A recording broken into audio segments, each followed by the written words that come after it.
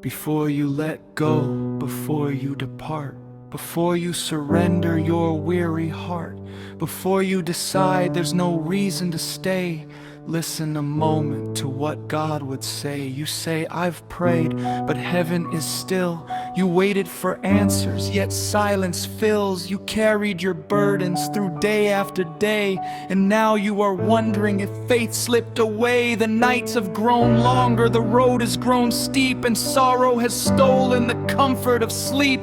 You've smiled for the world while hiding your pain, then cried in the darkness again and again. You wonder if God has forgotten your name, if somehow His promises faded like flame. You question if anyone hears when you call, or if there is meaning in suffering at all. But child, have you noticed the stars in the sky? They still shine above though the daylight is nigh. The sun may be hidden by clouds for a while, yet never stops shining beyond every mile. The shepherd still searches for sheep gone astray. He never grows tired nor loses his way. Though 99 safely remain in His care, He leaves them behind for the one who is there. You say, I've grown weak, yet the Lord gently replies, my strength is made perfect where weakness resides. For grace is not given to those who are strong, but those who keep trusting when strength is all gone. Remember the sea when the tempest arose, and waves crashed around where the disciples rode. They feared they would perish, they trembled with dread, yet Christ stood among them, and this is what He said, peace, be still. And the winds bowed low, the waves ceased their raging and softened their flow. The storm did not prove that the Savior had fled. He was there in the boat just as He had said. So why should your storm be a different thing? Why think that your suffering escaped heaven's King?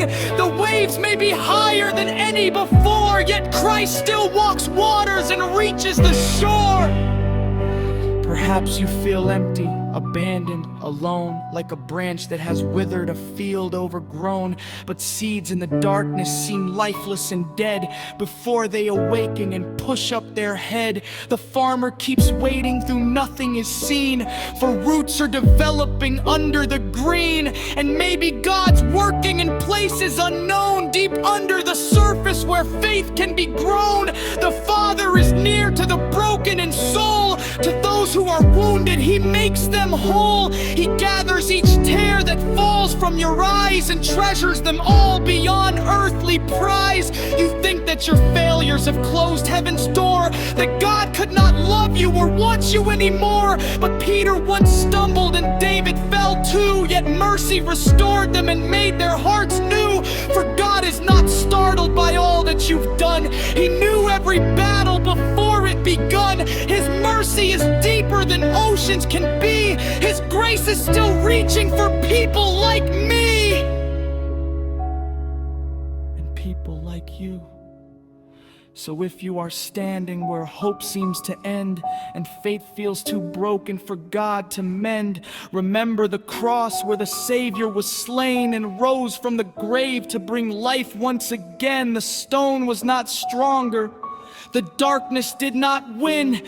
Death could not triumph over Jesus within. And if Christ conquered death and stepped out of the grave, then surely He still has the power to save.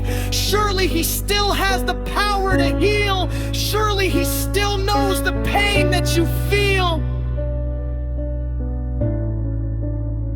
So before you let go, before faith disappears, before you surrender to doubt and your fears, lift up your eyes to the Ancient of Days, who remains ever faithful through all of life's maze.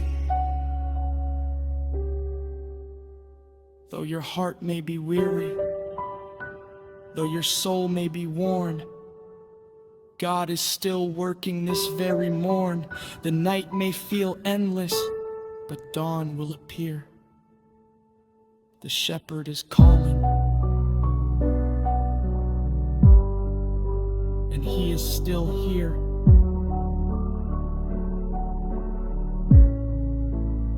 So hold on a little longer. Pray one more prayer. Trust one more day.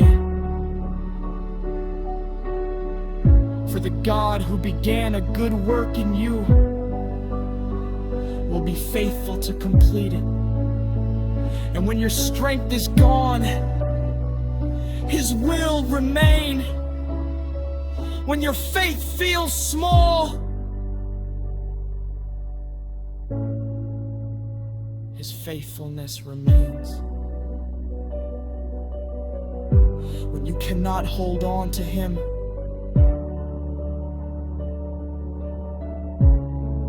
He is still holding on to you.